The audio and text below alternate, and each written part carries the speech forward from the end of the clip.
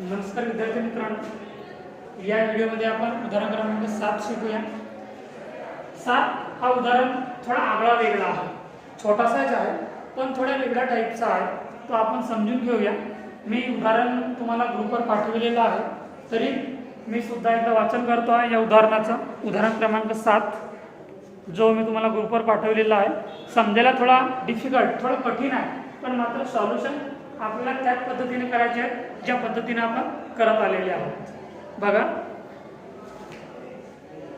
Problem number 7, work out in the cost sheet from the unit cost of production per metre of khaki jeans in a taxable factory textile factory from the following data for the month of June 2008। याच्यात माहिती दिलेली आहे बघा। Khaki cotton thread 2000 metres. आता आपण जो cotton बघतो आहे तर उदाहरणात मिस्टेक राहतो आहे आणि याच्यात मिस्टेक आहे। आपण जो कॉटन घेतो आहे तो किलोच्या भावात नाही घेतो आहे, आपण मीटरच्या भावात कपडा घेतो आहे। तर याच्यात उदाहरणात केजी दिलेला होता किलोग्राममध्ये, पण तो केजी नसून तो मीटर आहे, म्हणून ते करेक्शन करून पाठवलेलं आहे। खाकी cotton thread 2000 meters at ₹7 per meter। Next point, direct labor 200 man at ₹4.50 per rate and per day for ₹20 days। जो डायरेक्ट लेबर आहे तर 200 मॅन म्हणजे 200 व्यक्ती आहेत, त्याचा प्रत्येकाचा रेट आहे ₹4.50 आणि त्यांचा किती दिवसाचा खर्च आहे? फक्त 20 दिवसाचा खर्च आहे। आपल्याला फक्त 20 दिवसाचा खर्च काढावा लागेल ₹4.50 प्रमाणे। नंतर इनडायरेक्ट मटेरियल दिलेला आहे ॲट 10% ऑफ डायरेक्ट मटेरियल। जो काही डायरेक्ट मटेरियल निघेला आहे त्याचा 10% आपल्याला इनडायरेक्ट मटेरियल घ्यायचं आहे। नंतर वर्क ओव्हरहेड मध्ये 2 पॉईंट दिलेले आहेत, व्हेरिएबल अँड फिक्स्ड। तर व्हेरिएबल दिलेला आहे 50% ऑन डायरेक्ट लेबर। जो काही डायरेक्ट लेबर आपली राशी निघेल त्याचा 50% आपल्याला व्हेरिएबल घ्यायचा आहे आणि जो फिक्स्ड दिलेला आहे 100%। तर जो काही डायरेक्ट लेबर आपला कॅल्क्युलेशन होईल तर त्याचा 100% आपल्याला फिक्स्ड घ्यायचा आहे। नंतर पॅराग्राफमध्ये दिलेला आहे sales of cotton thread waste, म्हणजे जो काही कॉटन होता त्याच्यापैकी वेस्ट झालेला आहे 200 मीटर्स आणि त्याचा रेट होता ₹2 per metres. Full stop. Office overhead 10% of factory cost. आपल्याला ऑफिस ओव्हरहेड घ्यायचा आहे, जो काही फॅक्टरी कॉस्ट निघेल त्याचा 10% आपल्याला ऑफिस ओव्हरहेड घ्यायचा आहे। Total outputs for the month 33,000 metres. आपल्याला आउटपुट्स जो दिलेला आहे तो 33,000 मीटर्स आपल्याला कॉटन दिलेला आहे, म्हणजेच प्रोडक्शन युनिट्स आपल्याला 33,000 दिलेले आहेत। There is no work in progress at the beginning of the month और at the end of month. छोटासाच प्रॉब्लेम आहे पण अति महत्त्वाचा आहे। असं प्रॉब्लेम 4 मार्कासाठी विचारू शकतो आहे आणि जर 4 मार्कासाठी प्रश्न विचारले तर अशा प्रकारचे उदाहरण विचारतात, विद्यार्थ्यांना हे लक्षात ठेवायचं आहे। उदाहरण छोटासा आहे पण खूप महत्त्वाचा आहे, इम्पॉर्टन्स आहे, खूप गोष्टी याच्यामधून शिकण्यासारख्या आहेत। उदाहरणात पुस्तकामध्ये जरी प्रिंट मिस्टेक असलं तरी आपण त्याच्यात मात्र करेक्शन केलेले आहोत, कारण की काही गोष्टी आपल्याला सुद्धा समजाव्या लागतात। कॉटन हा किलोमध्ये येत नसतो तर मीटरमध्ये येत असतो आणि या पुस्तकामध्ये कॉटन हा किलोमध्ये दिलेला आहे, तर तो आपल्याला किलोमध्ये न घेता मीटरमध्ये घ्यायचा आहे। रेट मात्र तेच राहणार आहे, फक्त जो काही किलो आणि मीटरचा फरक आहे तो आपल्याला इथून दूर करायचा आहे। कॉस्ट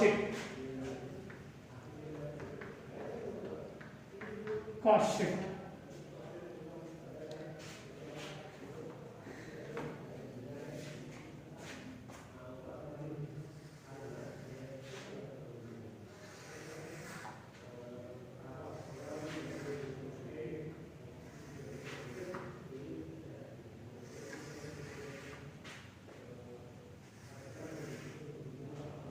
सीरियल नंबर, पर्टिक्युलर्स,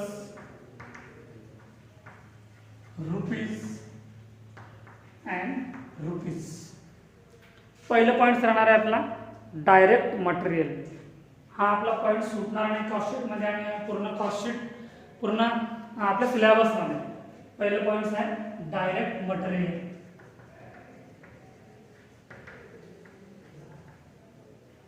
कारण या उदाहरणात आपल्याला opening stock of work in progress दिलेला नाही आहे, क्लोजिंग मटेरियल दिलेलं नाही आहे, क्लोजिंग वर्क इन प्रोग्रेस नाही दिलेला आहे, ओपनिंग वर्क इन प्रोग्रेस दिलेलं नाही आहे, फिनिश्ड गुड्स ओपनिंग दिलेलं नाही आहे, फिनिश्ड गुड्स क्लोजिंग दिलेलं आहे.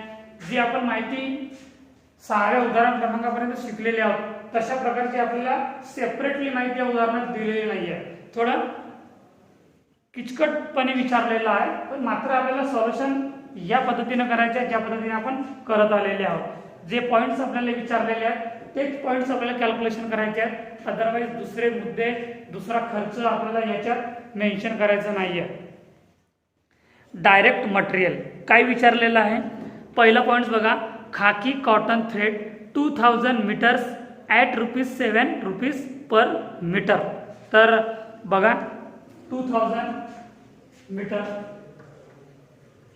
2000 मीटर्स खाकी कॉटन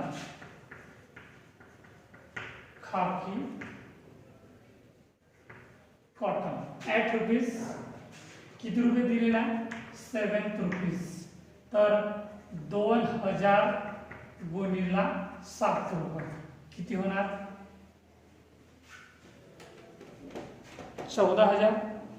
2000 गुणिला 7 रुपये 14,000. आपल्याला याच्यात एक पॉईंट लिहिणं विसरलो आहे. याच्यात शेवटच्या तारामध्ये दिलेलं आपल्याला आउटपुट्स कॉटन दिलेला आहे. तर आउटपुट मीटर कॉटन किती दिलेला आहे 33,000. तर आपल्याला हा रुपीजचा कॉलम आहे आणि हा पर मीटर्स. आपल्याला एका मीटरचा रेट सुद्धा काढावा लागेल. तर 14,000 रुपये आपल्याला या खाकी कॉटनची रक्कम निघालेली आहे, पण त्याचा किती रुपये पर मीटर निघेल हा आपल्याला कॅल्क्युलेशन करावं लागेल. तर 14,000 भागीला 33,000 जे तुम्हाला आउटपुट कॉटन मीटर्स मध्ये दिलेले आहेत. तर 14,000 भागीला 33,000 किती निघालेलं आहे पॉईंट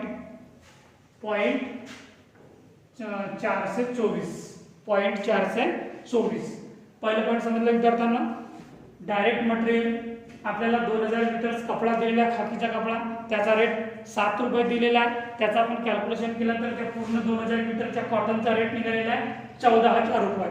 पण मात्र आपल्याला जो 33,000 रुपये आउटपुट्स मीटर्स दिलेला आहे कॉटन दिलेला आहे, तर त्याच्या हिशोबाने आपल्याला याच्यात पर मीटरचा रेट काढावा लागेल आपल्याला. तो अशा प्रकारे काढलेला आहे की जी रक्कम निघालेली आहे ती 14,000 भागीला आउटपुट्स युनिट्स म्हणजे आपल्याला मीटर्स म्हणूया 14,000 भागीला 33,000 त्याचा रेट निघालेला आहे 424. Next point direct labour plus direct labour. Direct labour मध्ये काय विचारलेलं आहे 200 man at ₹4.50 per man per day for 20 days. तर आपल्याला जे 200 व्यक्ती आहेत त्याचा रेट दिला ₹4.50 म्हणजे प्रत्येक व्यक्तीचा रेट आहे ₹4.50 आणि त्यांचा खर्च किती दिवसापुरता आहे फक्त 20 दिवसाकरिता दिलेला आहे. तर कॅल्क्युलेशन अशा प्रकारे करूया आपण 200 मॅन इंटू 4.50 इंटू 20 days. तर 200 गुणिला 4.50 200 गुणिला 4.50 गुणिला 20 दिवस 18,000 रुपये. तर याचे आपल्याला पर मीटर्स काढावं लागेल. तर 18,000 भागीला 33,000 किती निघेल 18,000 भागीला 33,000 .55 किंवा .545 .545. नंतर मटेरियल संदर्भात अजून काही दिलेलं आहे का. इनडायरेक्ट मटेरियल तर आपल्याला फॅक्टरीमध्ये जाईल. वर्क ओव्हरहेड आपला फॅक्टरीमध्ये जाईल, म्हणजे इथे हा पॉईंट संपलेला आहे. 18,000 आणि 14,000, 18,000 आणि 14,000 32,000, 32,000 पॉईंट 424, पॉईंट 424 प्लस पॉईंट 545 याची टोटल आहे पॉईंट 969, पॉईंट 969. हा काय राहणार आहे? Prime cost. Prime cost. याच्यानंतर कोणतं पॉईंट्स कॅल्क्युलेशन होतो आपला? Factory overhead. दुसरा point plus factory overhead. Factory overhead संदर्भात काय दिलेलं आहे बघा? Indirect material. तिसरं पॉईंट आहे इनडायरेक्ट मटेरियल. इनडायरेक्ट मटेरियल काय दिलेलं आहे? At 10% of direct material. म्हणजे आपल्याला जो काही डायरेक्ट मटेरियल निघालेला आहे त्याचा 10% आपल्याला इनडायरेक्ट मटेरियल म्हणून घ्यायचा आहे. 10% on direct material. 10% on direct material. आता डायरेक्ट मटेरियल बघा, डायरेक्ट मटेरियल किती दिलेलं आहे? 14,000. याचा आपल्याला 10% काय घ्यायचा आहे? Indirect material. म्हणजेच 14,000 गुणिला 10% भागीला 100 किती निघेल? 1,400. 1,400. तर 1,400 भागीला 33,000 आउटपुट्स युनिट्स आहेत. तर 1,400 भागीला 33,000 0.042. 0.042. हा समजला मुद्दा. जो आपल्याला इनडायरेक्ट मटेरियल विचारलेला आहे 10% ऑन डायरेक्ट मटेरियल. तर जो काही डायरेक्ट मटेरियल आहे 14,000, तर याचा आपल्याला 10% घ्यायचा आहे. बघा एका मुद्द्यामध्ये खूप माहिती डिफिकल्ट विचारतो आहे, म्हणून आपल्याला मुद्द्यामध्ये काय विचारलेलं आहे, पॉईंट्समध्ये काय विचारलेलं आहे हे लक्षात घेणे खूप आवश्यक आहे. नाहीतर विद्यार्थी कसे करतात? 10% ऑन डायरेक्ट मटेरियल म्हटलं म्हणजे या दोघांचे टोटल म्हणजे याच्यावर ते 10% आकारायला लागतात. हे चुकीचं आहे. म्हणून एखादा पॉईंट्स तुम्ही केअरफुली त्याला वाचा आणि समजून घ्या की आपल्याला नेमकं काय विचारलेलं आहे. नंतर कोणता पॉईंट्स आहे? वर्क ओव्हरहेड संदर्भात. Work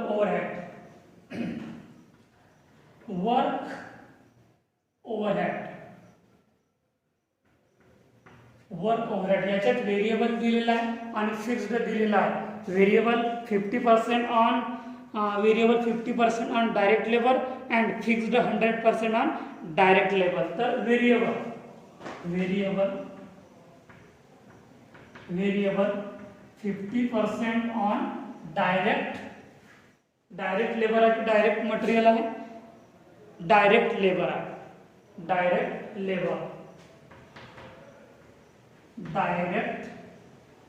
labour. आता डायरेक्ट लेबर आणि डायरेक्ट मटेरियल मध्ये फरक आहे. याच्यात डायरेक्ट लेबर दिलेला बघा point number 2. Direct labour. Direct material म्हणतात तर हा पहिला पॉईंट डायरेक्ट मटेरियलचा आहे. त्याने विचारलेला direct labour 50% on direct labour. तर डायरेक्ट लेबर आहे 18,000. याचा 50% 18,000 गुणिला 50% भागीला 100 किती होईल? 9,000. तर 9,000 भागीला 33,000 काय आहे? आउटपुट्स युनिट्स आहेत.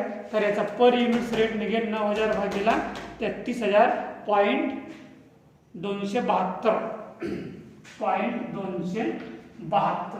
नंतर काय म्हटलेलं आहे? फिक्स्ड म्हटलेलं आहे त्यांनी 100% on direct labour. Fixed 100% on direct labour. Direct labour किती दिलेलं आहे? 18,000. तर 18,000चे 100% किती होतील? 18,000. तर इथे सुद्धा 18,000 येईल आणि 18,000 भागीला 33,000. तर रेट किती निघेल? 0.545 एवढं रेट निघेल. तर समजलं विद्यार्थ्यांना वर्क ओव्हरहेडचे जे काही 2 पॉईंट्स दिलेले होते आपल्याला, variable 50% on direct labour and fixed 100% on direct labour. आपण या पद्धतीने कॅल्क्युलेशन केल्यावर आणि त्याची रक्कम कॅल्क्युलेशन झालेली आहे. याच्यानंतर काय विचारलेलं आहे, याच्यानंतर विचारलेलं आहे sales of cotton thread waste, म्हणजेच कॉटन वेस्ट झालेला आहे 200 मीटर, म्हणजेच मायनस होईल, वेस्ट झालेला आहे तर मायनस होईल. पण आता याची आधी टोटल करून घ्या किती निघालेली आहे, तर 32,000 प्लस 1400 प्लस 9,000 प्लस 18,000 60,400 60,400 आणि इकडे टोटल किती आहे 0.969 प्लस 0.042 प्लस 0.272 आणि प्लस 0.545 1.828 1.828. आता याच्यामधून मायनस होईल, मायनस वेस्टेज कॉटन,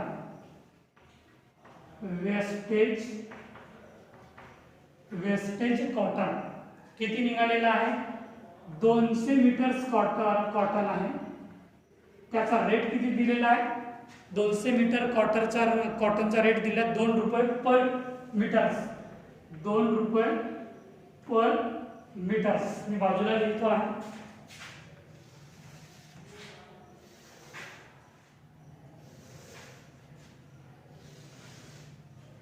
तर 200 गुणिला 2 रुपये तर किती होईल 400 रुपये. तर 400 भागीला 33,000 पर मीटर्स आपल्याला रेट काढायचा आहे. तर 400 भागीला 33,000 0.012 याच्यामधून मायनस करा. 60,400 मधून 400 मायनस करा तर 60,000 होतील, 60,000 आणि 1.828 मधून 0.012 मायनस करा तर 1.816 1.816 हा काय राहणार आहे तुमचा फॅक्टरी कॉस्ट. हा काय राहणार आहे factory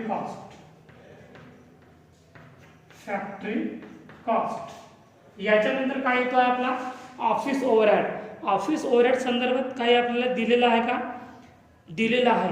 office overhead 10% of factory cost. Next point plus office overhead. Office overhead 10% on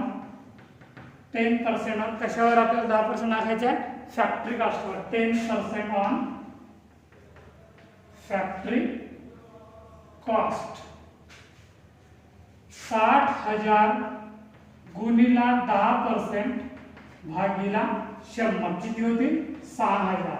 तर 6,000 भागीला 33,000 म्हणजे आपला पर मीटर्स रेट निघेल 6,000 भागीला 33,000 तर 0.181 म्हणजे 0.182.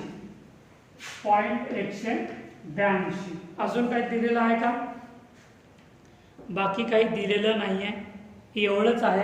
आणि इथंच उदाहरण संपलेलं आहे कारण सेल्स दिलेलं नाही आहे, प्रॉफिटचा रेट सुद्धा दिलेला नाही आहे. तर 60,000 प्लस 6,000 66,000 आणि 1.816 1.816 प्लस 0.182 तर याचा रेट होतो आहे 1.998 याला अप्रॉक्सिमेटली राऊंड फिगर मध्ये लिहायचं 2 रुपीज. सरळ रुपीज नाही 2, याला फक्त 2 लिहायचं आहे. त्याला रुपीज लिहिले तरी चालेल कारण की आपण पर मीटर्स मध्ये काढत आहोत. तर पर मीटरचा रेट लिहितो आहे 2 रुपीज. तर समजलं विद्यार्थ्यांना. याला आपण टोटल कॉस्ट म्हणूया किंवा कॉस्ट ऑफ प्रोडक्शन ही म्हणूया. कॉस्ट ऑफ प्रोडक्शन किंवा टोटल कॉस्ट. कारण याच्यानंतरची स्टेप सेलिंग अँड डिस्ट्रीब्युशन एक्सपेन्सेसचे काय खर्च दिलेले नाही आहेत, सेल्स दिलेले नाही आहे, प्रॉफिटचा रेट सुद्धा दिलेले नाही आहे. आणि जेवढं आपल्याला उदाहरणात विचारलेलं आहे तेवढे सगळे पॉईंट्स कॅल्क्युलेशन झालेले आहेत आणि म्हणूनच आपण याला कॉस्ट ऑफ प्रोडक्शन किंवा टोटल कास्ट म्हणूया असं लिहावं लागेल तुम्हाला। आणि अशा प्रकारे हे उदाहरण संपलेलं आहे, उदाहरण क्रमांक 7। तर तुम्हाला या संदर्भात जर काही अडचणी आल्या, एखादा मुद्दा सहज समजला नसेल तर तुम्ही ग्रुपवर चर्चा करा, ग्रुपवर बोला आणि विचारा। तर उदाहरण क्रमांक 7 इथे संपलेला आहे, आपण इथंच थांबूया। धन्यवाद।